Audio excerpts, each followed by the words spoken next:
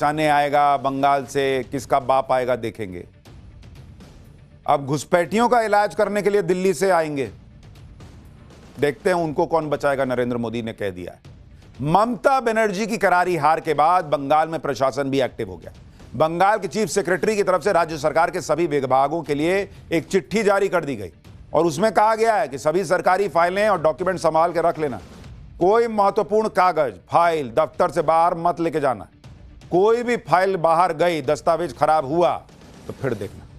किसी भी फाइल या डॉक्यूमेंट की फोटोकॉपी स्कैनिंग तक मत करो। सभी फाइलों, कागजों और कम्युनिकेशन का उचित हिसाब रखा जाना चाहिए। यानी ममता बनर्जी की सियासत का बुरा टाइम आज से स्टार्ट हुआ है बॉस। अभी तो वो तमतमाई घूम रही हैं, अभी तो बहुत कुछ उनको देखना है। उनकी सरकार पर करप्शन, वंशवाद और दूसरे जो आरोप लगे हैं उन सब का एक एक करके हिसाब होना तय है। बंगाल में ममता बनर्जी इस तरह हारेंगी इसका अंदाजा बहुतों को नहीं था। बहुतों को डाउट था, हम लोग को भी लग रहा था कि कैसे हारेंगी भाई। क्या बंगाल का हिंदू एक हो सकता है? क्या मुसलमान एक मुश्त और जुड़ गया ममता के साथ तो कैसे हारेंगी? इंडी गठबंधन के अखिलेश यादव तो ममता बनर्जी को जीत की एडवांस बधाई दे रहे थे, लेकिन ममता बनर्जी अपनी ही सीट नहीं बचा पाई। इस हार से बौखलाई ममता बनर्जी अब कैसे कैसे आरोप लगा रही है आप सुनिए। ममता बनर्जी कह रही हैं कि उनको लात मारी गई है।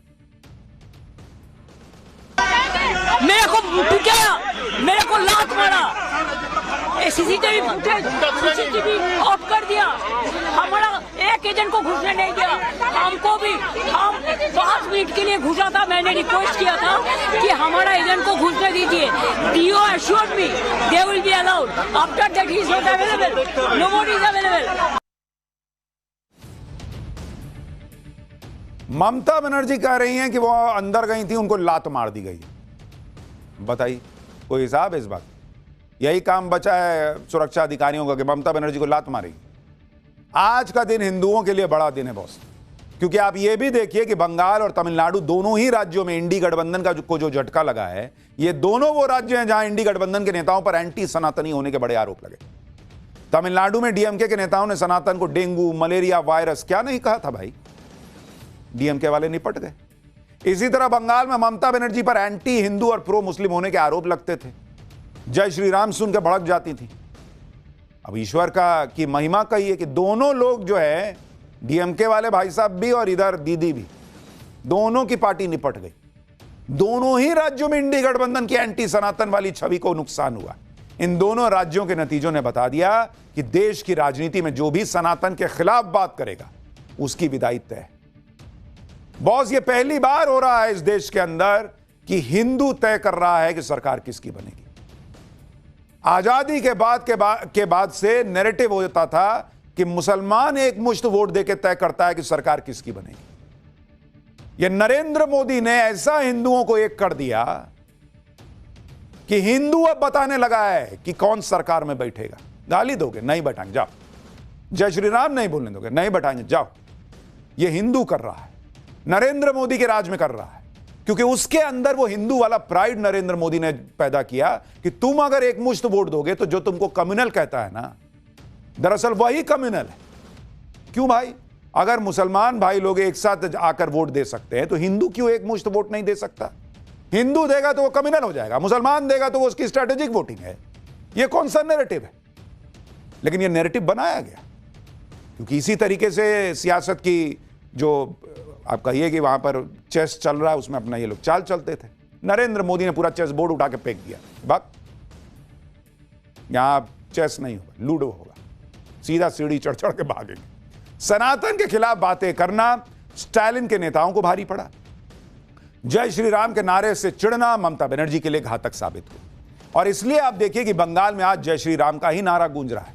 तो ममता बनर्जी जो कह रही हैं कि बीजेपी ने चुनाव लूट लिया, ऐसा खेला कर दिया, वो, अरे ये पब्लिक जो निकली हुई है ऐसे हवा में निकली हुई है भाई। वो खुश है तभी ना निकली है। वो जय श्री राम का नारा लगा रही है बिना डर के, इसका मतलब उसको कॉन्फिडेंस था कि वो सरकार बदलने जा रही है और वो हो गया, इसलिए वो निकली है।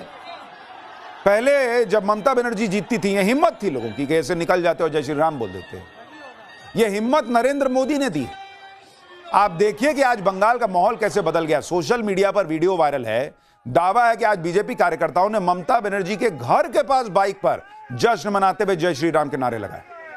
बंगाल में जिस तरह के नतीजे आए हैं उसके पीछे यही कहा जा रहा है कि इस बार बंगाल के हिंदुओं ने पूरी कमान संभाली हुई। बंगाल चुनाव के शुरुआत से ही जिस तरह से बाबरी मस्जिद के चर्चे शुरू हुए तो सबको यही लगा कि इस बार बंगाल के चुनाव में बाबरी के नाम पर वोट पड़ेगा। लेकिन बंगाल के हिंदुओं ने बता दिया कि अब बंगाल में सनातन फैक्टर सब कुछ तय करेगा। जो हिंदू हितों की बात करेगा वही बंगाल पर राज करेगा। यह मैसेज बंगाल के हिंदुओं ने दे दिया। इसलिए आप देखिए कि बंगाल में 90% से ज्यादा वोटिंग हुई। मुसलमानों की तरह बंगाल के हिंदुओं ने भी एक मुश्त वोटिंग में हिस्सा लिया। दावा किया जा रहा है कि इस बार बंगाल में हिंदुओं ने ममता बनर्जी से सनातन के अपमान का बदला लिया है। कभी रामनवमी पर बवाल, कभी दुर्गा पूजा पर विवाद। बंगाल के हिंदुओं ने इस बार सारा झंझट ही निपटा दिया। इसमें एक बड़ा फैक्टर बांग्लादेश के हिंदुओं के खिलाफ अत्याचार का मामला भी रहा, जिससे भड़के हिंदुओं ने इस बार बांग्लादेश के घुसपैठियों को बंगाल से चलता करने के लिए ऐसी लहर बना दी कि ममता बनर्जी उसके आगे टिक ही नहीं पाई। शुभेंदु अधिकारी भी यही दावा कर रहे हैं कि बंगाल के हिंदुओं ने ममता बनर्जी से अपना बदला ले लिया है। हिंदू को ऊपर अत्याचार किया, हिंदू ने सबक सिखा दिया। इनकम्बेंसी सेकंड फैक्टर है। ये पूरा हिंदू के ऊपर जितना अत्याचार किया मालदा, मुर्शिदाबाद, मोथाबाड़ी से लेकर हिंदू ने पूरा खत्म कर दिया ममता को। पश्चिम बंगाल में धमाकेदार जीत के बाद देश में एनडीए शासित राज्यों की संख्या कैसे बढ़ गई है आप देखिए। भारत के मैप पर भगवा रंग छा गया है बॉस। पूरब से लेकर पश्चिम तक भगवा ही भगवा दिख रहे हैं। पूरा भारत भगवा होने की तरफ बढ़ रहा है। भारत के 22 राज्यों में और यूनियन टेरिटरी में अब बीजेपी और सहयोगियों की सरकार है। बंगाल की जीत ने बीजेपी को बहुत बड़ा पॉलिटिकल माइलेज दे दिया है और बीजेपी का सालों पुराना सपना पूरा हो गया। देश के 72% क्षेत्रफल पर बीजेपी और एनडीए का शासन है और करीब 78% आबादी के लिए बीजेपी आज की डेट में काम कर रही है। जो कि नरेंद्र मोदी जब सत्ता में आए थे तो ऑलमोस्ट 25-30% आबादी के लिए बीजेपी काम करती थी। आज की डेट में नरेंद्र मोदी के राज में भगवा छा गया है बॉस। आप यह भी देखिए कि गंगोत्री से गंगा सागर तक पूरी गंगा बेल्ट पर अब बीजेपी और उसके सहयोगियों की सरकार है। उत्तराखंड जहां की गोमुख से गंगा नदी निकलती है से लेकर वहां पे तो बीजेपी की सरकार है ही। उत्तराखंड से गंगा नदी उत्तर प्रदेश आती है, यहां बीजेपी की सरकार है। यूपी से गंगा नदी बिहार पहुंचती है, वहां एनडीए की सरकार है। और पश्चिम बंगाल जहां गंगा नदी गंगा सागर में मिलती है, यानी गंगा सागर में जहां पर मिल रही है वहां भी अब बीजेपी की सरकार है। यानी गंगा के उद्गम से लेकर गंगा के समुद्र में मिलन तक पूरा इलाका भगवा में है। और नरेंद्र मोदी ने वाराणसी में क्या कहा था कि मुझे गंगा मैया ने बुलाया है, तो गंगा मैया का काम कर दिया उन्होंने। इतना ही नहीं, बंगाल के आगे पूरे नॉर्थ ईस्ट में भी बीजेपी सहयोगियों की सरकार है। तो जो लोग चिकन स्नैक को काटने का सपना देख रहे थे उनको अब सपने आएंगे नहीं, क्योंकि रात में नींद नहीं आएगी। चिकन स्नैक काटोगे, बच्चा का खेला है। इसी के साथ पूर्व प्रधानमंत्री अटल बिहारी वाजपेयी की वो बात भी सच साबित हो गई जब अटल जी ने कहा था कि एक दिन आएगा जब अरब सागर से गंगा सागर तक कमल खिलेगा। आज पीएम मोदी ने भी यह बात कही कि अब गंगोत्री से गंगा सागर तक कमल ही कमल खिल गया है। पिछले साल 14 नवंबर को जब बिहार चुनाव के नतीजे आए थे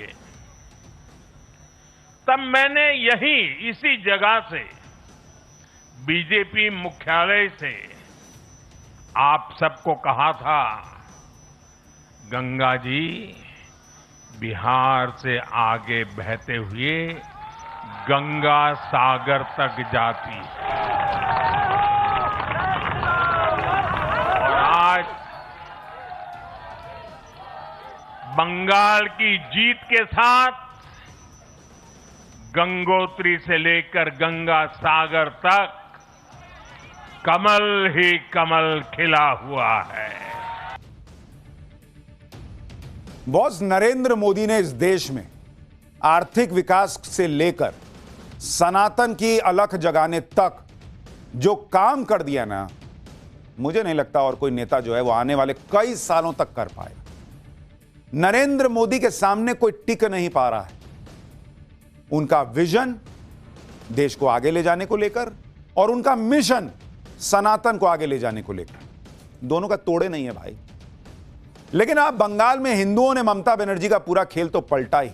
लेकिन अब जो चुनावी डेटा आ रहा है वो ये बता रहा है कि कि मुसलमानों ने भी ममता बनर्जी के साथ खेला किया है। मुस्लिम बहुल इलाकों में लेफ्ट और कांग्रेस ने ममता बनर्जी का खेल बिगाड़ दिया। मुस्लिम बहुल 101 सीटों में तृणमूल 2021 में 89 सीट जीती थी और बीजेपी को मात्र 11 सीट मिली थी और अन्य के खाते में एक गई। 2026 में 101 मुस्लिम बहुल सीटों पर टीएमसी घटकर 53 पर आ गई बॉस, और बीजेपी 42 सीट जीतती दिख रही है और अन्य को 6 पर बढ़त है।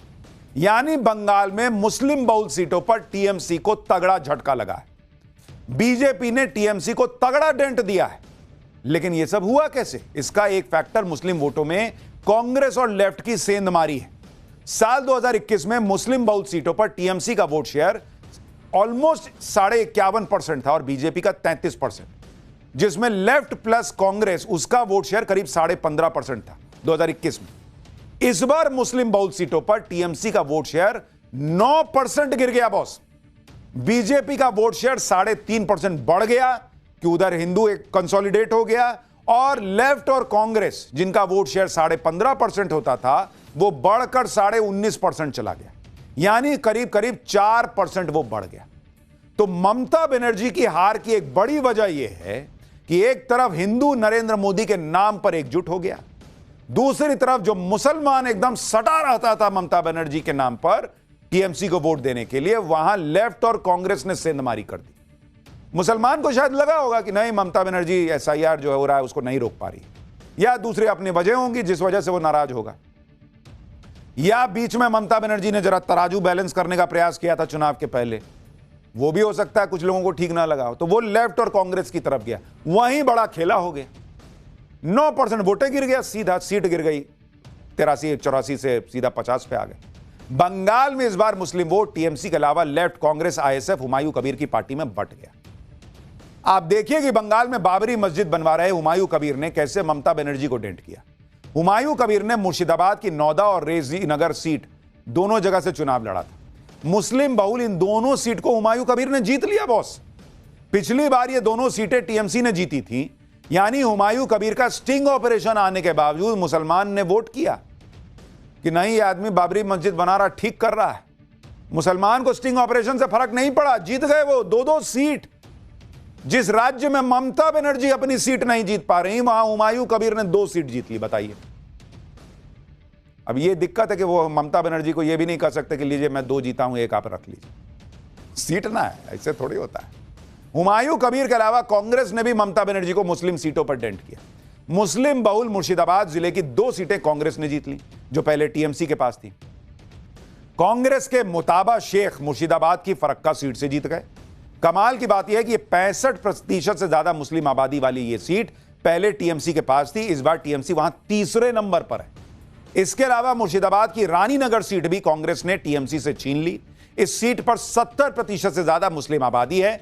पिछली बार यह सीट टीएमसी ने 60,000 के मार्जिन से जीती। इस बार इस सीट पर सीपीएम के उम्मीदवार करीब 48,000 वोट लेकर तीसरे नंबर पर है, यानी यहां कांग्रेस और लेफ्ट ने मिलकर टीएमसी का पूरा खेल ही बिगाड़ दिया। बंगाल में बीजेपी की जीत में एक बड़ा फैक्टर महिला सुरक्षा का भी है। आरजी कर हॉस्पिटल केस और संदेश खाली के मुद्दे को खुद पीएम मोदी ने बहुत जोर शोर से उठाया था।